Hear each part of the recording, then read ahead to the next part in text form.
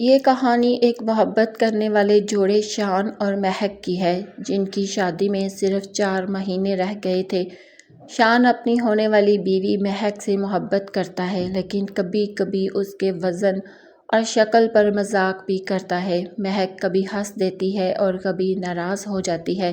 ایک دن شان مہک کو کہتا ہے کہ تم نے اپنی دیکھ بھال نہیں کی، تم موٹی ہوتی جا رہی ہو۔ مہک ناراض ہو کر کہتی ہے کہ اگر میں اچھی نہیں لگتی تو کسی اور سے شادی کر لو، لیکن شان فوراً سنجیدہ ہو جاتا ہے اور کہتا ہے کہ میری دنیا تو تم ہو، تم جیسی بھی ہو مجھے قبول ہو۔ مہک سمجھ جاتی ہے کہ شان صرف مذاق کر رہا تھا اور دونوں دوبارہ ہنسنے لگتے ہیں۔ ان کے درمیان محبت اور بھی گہری ہو جاتی ہے۔ شادی کے دن دونوں ایک دوسرے کو دیکھ کر خوش ہوتے ہیں۔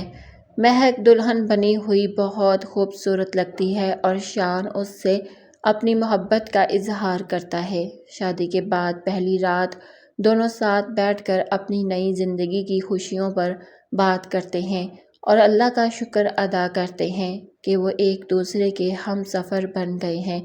شان مہک کے لیے کھانا بنانے جاتا ہے کیونکہ گھر میں کچھ تیار نہیں ہوتا۔ وہ خود کوشش کرتا ہے لیکن اسے صحیح طریقے سے کھانا بنانا نہیں آتا، پھر بھی محبت سے سب کچھ کر لیتا ہے۔ مہک یہ سب دیکھ کر خوش ہو جاتی ہے اور دونوں مل کر کھانا کھاتے ہیں۔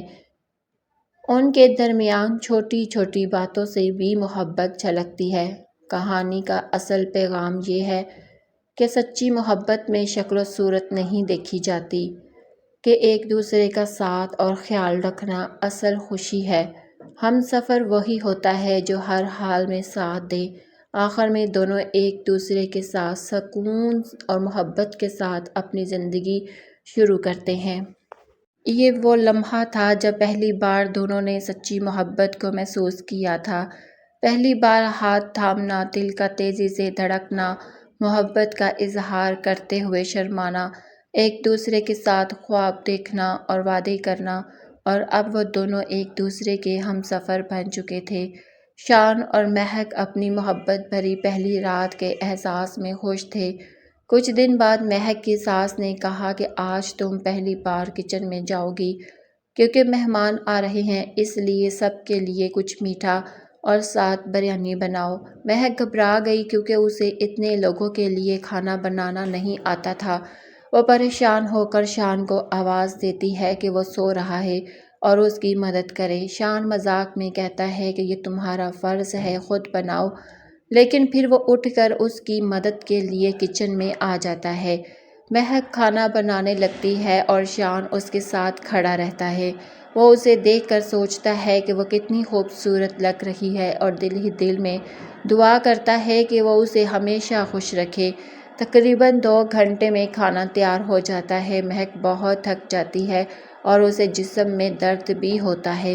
مہمان کھانا کھا کر چلے جاتے ہیں لیکن مہک ابھی تک کام میں لگی رہتی ہے اور اپنا کھانا بھی نہیں کھا پاتی۔ شان اسے ڈانٹتا ہے کہ پہلے کھانا کھاؤ پھر کام کرو۔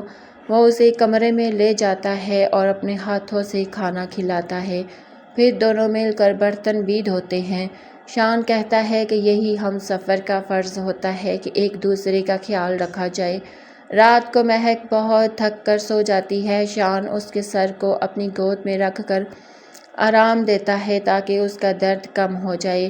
اگلے دن مہک اپنے ہم سفر کے بارے میں سوچتی ہے کہ وہ کتنا اچھا ہے، کبھی گالی نہیں دیتا، کبھی زیادتی نہیں کرتا، ہر بات کا خیال رکھتا ہے، بس کبھی کبھی ناراض ہو جاتا ہے۔ ایک دن شان دفتر جاتا ہے اور مہک سے کہتا ہے کہ اس کی شرٹ دھو دینا، لیکن وہ بھول جاتی ہے۔ شان ناراض ہو کر ناشتے کے بغیر چلا جاتا ہے۔ مہک بہت اداس ہو جاتی ہے اور سارا دن پریشان رہتی ہے۔